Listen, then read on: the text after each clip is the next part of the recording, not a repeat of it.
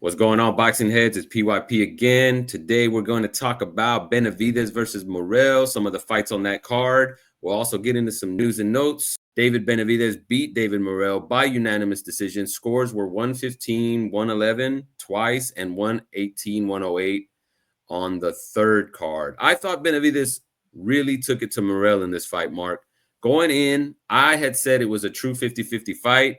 I favored Morell going in. I liked his style as a boxer puncher. I thought he was going to give Benavidez a lot of problems. And for the first 4 rounds of the fight, it looked like he did. Morell was able to weave and counter a lot of Benavidez's power punches. He even buckled Benavidez in the second round with a lead right hook. But the biggest difference in the fight, and what I think it came down to, was experience. Morell was simply not accustomed to fighting a tough 12-round fight. And if there's anything Benavidez is going to do, he's going to bring the pressure for 12 rounds. Morell did wilt under that pressure, and surprisingly to me, it was the defense that suffered the most. Morell did get a late knockdown, but it was more of a tripping of the feet. If you look, their feet got kind of tangled. Morell lands a shot, and Benavidez trips up, and he falls. But the punch did land clean, and it caused Benavidez to stumble. It wasn't a shot that looked like it actually hurt him, but I get it was officially a knockdown. Mark, how did you see the fight? Was there anything that caught your eye in the main event? A lot like you, man. Listen, Morell showed us that he does got some skill. Those first 5 rounds, really, I thought we were going to be setting up for a exciting fight. But then he fell off the map for a lot of rounds there.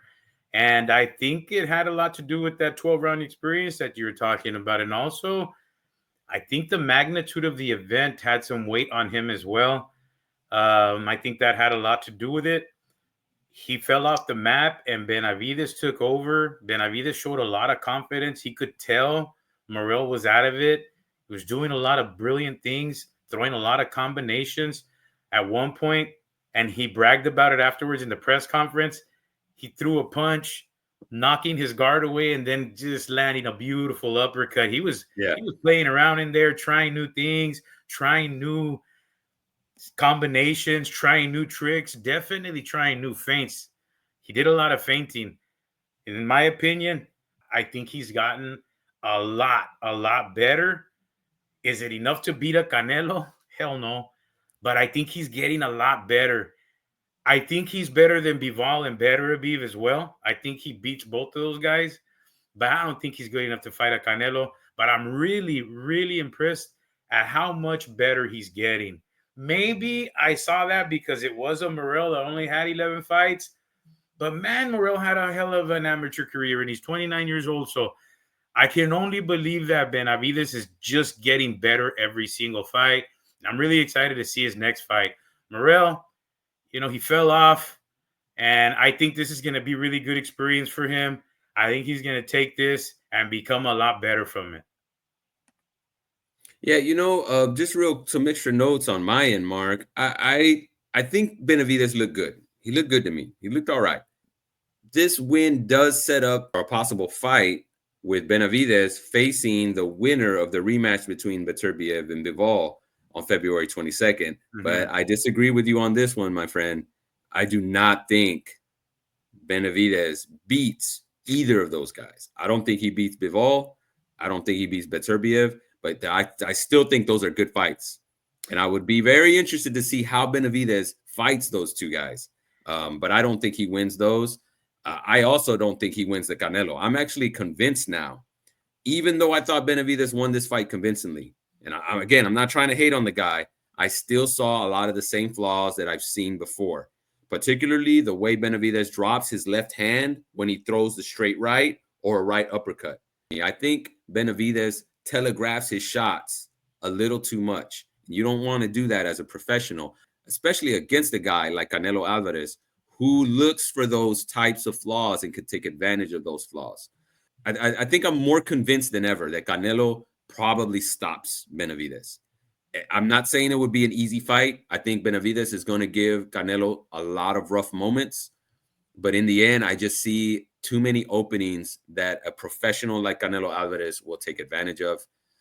However, I don't know if that fight will ever happen, Mark. I think 175-pound options are more likely. If Benavidez is feeling froggy and wants to take on whoever the undisputed champion at 175 is, sign me up. I think it's a hell of a fight either way. Yeah, David, I just to add to what you said, it was David Morell that he fought. And I don't want to take anything away from David Morell, but the amateurs and the pros is very different. He only had 11 fights. Maybe he does need one more fight of a dude of a level, just a little tad under Bivol in them, so we can really convince ourselves that he could probably beat those two guys the way he looked that night. I mean, of course, but then you think of the opponent. Was Morell really a solid opponent, man?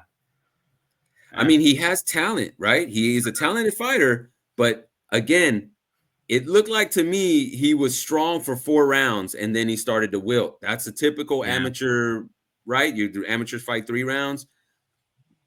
I think Morell suffered from that. He just doesn't have enough experience fighting those long, hard fights, which is what you need against a fighter like Benavidez. When you're in those 8th rounds, 9th rounds, you start to feel a little tired. You start to feel a little weary. Those things creep up and mentally it messes you up. If you look at Morell's defense from the beginning of the fight to the end, it's night and day. At the beginning of the fight, he's fresh. He's moving around. He's doing head movement, using his legs. Then at the end of the fight, he's just standing right in front of Benavidez. And that's not something you do against Benavidez. You're playing right into his hands. Again, it's a good win. He beat a talented fighter, but there's still some questions on that, right? Yeah. The guy had 11 fights, and that's something that you just don't look over. I think maybe the Benavidez, I wouldn't jump right into the winner. I think Benavidez should fight 2 more times this year. Maybe look for the winner in 2026. Get a little bit better because he is getting better. Yeah. And then, those guys, there's no guarantee those guys are going to fight him anyway. I mean, there might be a trilogy coming up from that fight as well. So I think you're right. I think for overall, I think it's better that Benavidez just stays busy and continues his reign at 175 and get more acclimated to the weight. Yeah. Mark, a sad day for the RGV as Stephen Fulton makes it 2-0 versus Brandon Figueroa. Won a unanimous decision. He won the rematch. Stephen Fulton is now the WBC featherweight champ. I understand a lot of the folks down there took it pretty hard, Mark. Yeah, man, the RGV. Shoot, I woke up early that Saturday. I talked to you and the rest of the guys from Los Tres Chingones. In the morning, I mean, when Brandon fights in the Rio Grande Valley, it's like the Super Bowl, man. We don't have NFL. We don't have NBA. We don't have Major League Baseball. That stuff is hours away from us. All we have here is boxing and a boxing community, and everybody knows each other. And when anybody from the Valley has a little bit of a shot somewhere, everybody's behind them.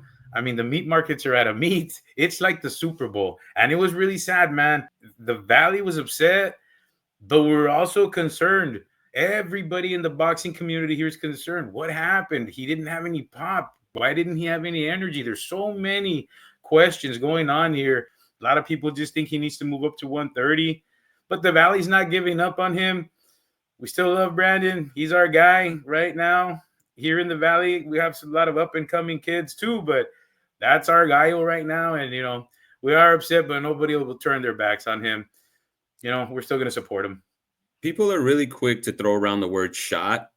I don't know if we're ready to call Brandon Figueroa shot just yet, but I'll tell you this, Mark. If there is a problem with Brandon Figueroa, it's more likely the fact that the man has been fighting once a year since 2022. He had 1 fight in 2022, 1 fight in 2023, 1 fight in 2024. You can't fight at that pace and keep that level of activity and still fight at the top levels of the sport. You've got to stay more busy. And if there's anything that I think Brandon needs to work on, it's staying active. That'll help him with the weight. That'll help him with his skills, staying sharp.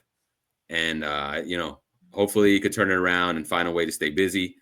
But if he continues to just work with PBC exclusively, it's going to be hard to keep that activity up. Moving on, Mark. Fight of the night, Pitbull Cruz versus Angel Fierro. That has to win the Fight of the Night award. Pitbull Cruz takes a unanimous decision over the fighter from Tijuana, Angel Fierro. This was a damn good fight. It was very entertaining. But, Mark, I got to say, this is a fight that proved it for me. Pitbull is just not an elite fighter. And that's not a bad thing. Pitbull makes for interesting fights. If he can be matched up properly, he's going to put on a show. I think he's too small for 140. I just don't see Cruz beating any of the top guys at 140. If you look at the potential title holders or the guys fighting for titles right now, Arnold Barbosa, Jack Catterall, Richardson Hitchens, Teofimo Lopez, who's pretty much on his way out. All of these guys right here, I don't see a scenario where Pitbull Cruz can beat any of them. What are your thoughts on that fight? Man, it was a brutal fight. I loved it. It was super entertaining. I really hope that they have a rematch. I was really disappointed with the decision, David. I really thought that Fierro should have had a split decision. I that's the only fight I scored all night. And I had it for You scored Fierro that winning. one? Yes, I didn't score any of the other ones, but I scored that one for Fierro, man. And Bro, I was too busy enjoying that one. I put my pen I down. scored I it. was watching it. I scored it, and I had it a win for Fierro. It was a hell of a fight, David. I think it was the fight of the year. I'm concerned that took a little bit off both guys, but I thought Fierro pulled it off, man. And you tell me who you thought won, or if it was right, the unanimous decision here at the end. But man, David, I think that Pitbull really found his niche, man. I think he's that warm-up guy to the lead-up fights. Now that we have a turkey putting on these huge Don King-like shows, Pitbull is that perfect guy, that third, maybe that second bout.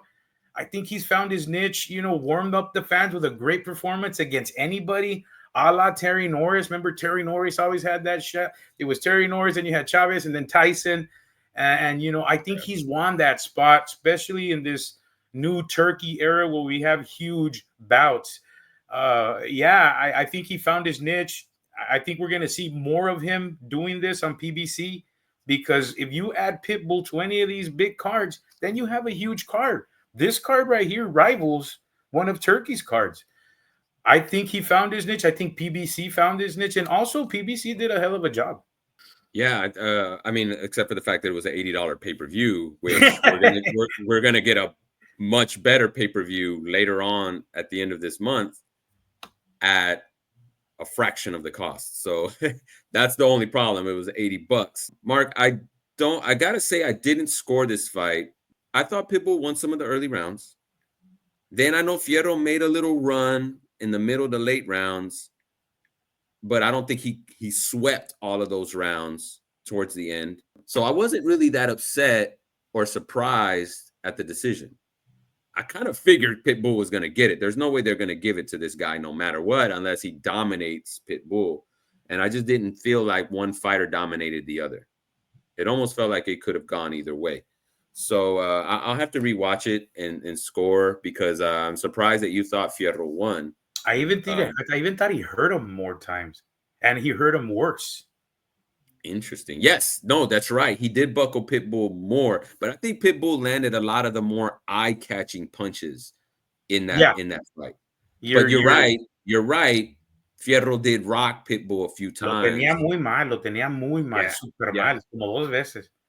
We got to put it up there for one of the Fight of the Year contenders. I really wish Fierro would get another shot, but I think PBC found themselves another guy they can throw in there. Speaking of interesting fights, Mark, a guy that we've talked to a lot, a guy that we've seen a lot, Ramon Cardenas will be facing Brian Acosta on ProBox TV. Of course, you can watch that on YouTube. You don't have to subscribe or download anything. Just go to ProBox TV. You can watch it for free on there.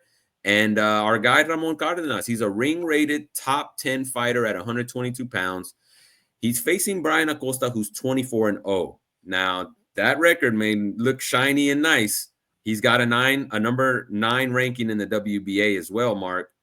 But that 24-0 record with 8 KOs, it's not as impressive as it seems. If you combine the record of his opponents, comes out to 146 and 105. It's not too great a level of competition that Mr. Acosta has been facing. However, that doesn't always tell the full story. It's just a part of the picture. This does look like a stay busy fight for Ramon Cardenas, just to stay busy. But if you have not seen Ramon Cardenas, folks, This is an opportunity to get a look at one of the top 122 pounders and a fighter who may be on the cusp of getting a big fight soon. Listen to the names that he's ranked around in the WBA: Luis Neri, MJ Akhmadaliev, Marlon Tapales, and Sam Goodman. All of these guys obviously want one guy. They all have their eyes on one guy, but eventually some of these guys are going to have to fight each other in order to get online. What do you think of the fight this weekend? Yeah, I think Ramon's got it. I think he's going to beat him. I think Ramon is better than most of the guys ahead of him officially on the rankings, all rankings. And what I really like about Cardenas is he's a hell of a representative for Texas, man. He loves Texas. He's a good representative for the state. He's proud of being from here, and somebody we could, hang our Texas flag on. He's a good kid. What I like about Ramon, David, is the kid's got 14 KOs. Most of Ramon's KOs came after the second half of his career. Usually your KOs are early, man, in the first few, fights of your career, which he did have some, but he's had some monstrous KOs since that huge one against Rafael Pedraza on Showtime, which was the last knockout in Showtime history.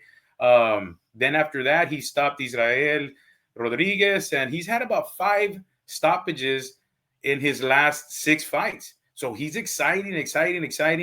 I think the reason why he's stopping so many people is because he talked about it. He said that now that he's brought in Joel Diaz into the mix, Joel talked to him and he said, look, man, people love knockouts. You got to knock people out to be in this, and you're going to train to sit on your punches and knock people out. So he's focused more on that, and he's become really exciting with Joel Diaz. He's somebody you have to see. You guys have a chance to see him tomorrow night. Like I said, he's a great kid. He's representative of Texas. BoxRec is really tough on you. They don't really give out stars to anybody, but this guy's got 4.5 stars on BoxRec. He's really good. He's exciting.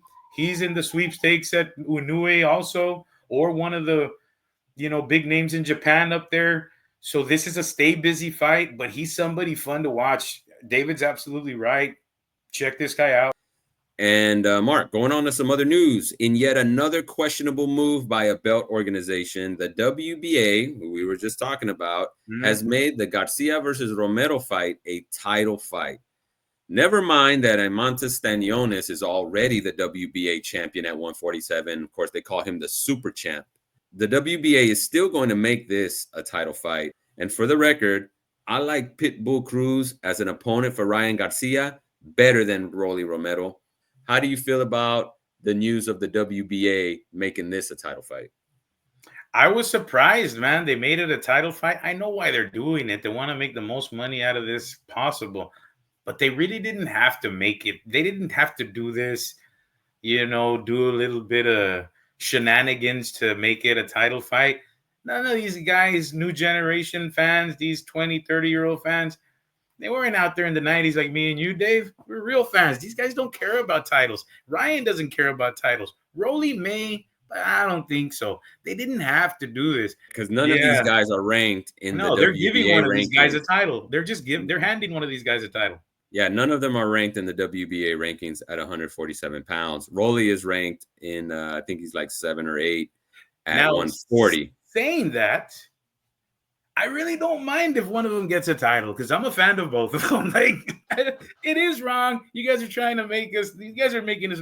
You guys think we're stupid as fans, but I mean, we're already going to follow these guys. I mean, but if I'm not that mad because I'm a fan of both of the guys. They'll have a title. It'll create bigger fights, but we're not stupid as fans. Yeah, it just kind of makes a mockery of the sport to me that you can just at a whim decide that something's for a title shot without actually earning it or making them earn it. Need. It just, I don't know. It just makes boxing look bad as a sport, and you lose credibility that way. Well, that's it, folks. Thanks for tuning in as always. A lot of good boxing coming up. Ramon Cardenas, Mark, is not the only fight happening on the 8th. There's some action going down in the Valley as well. You want to tell us a little bit about that?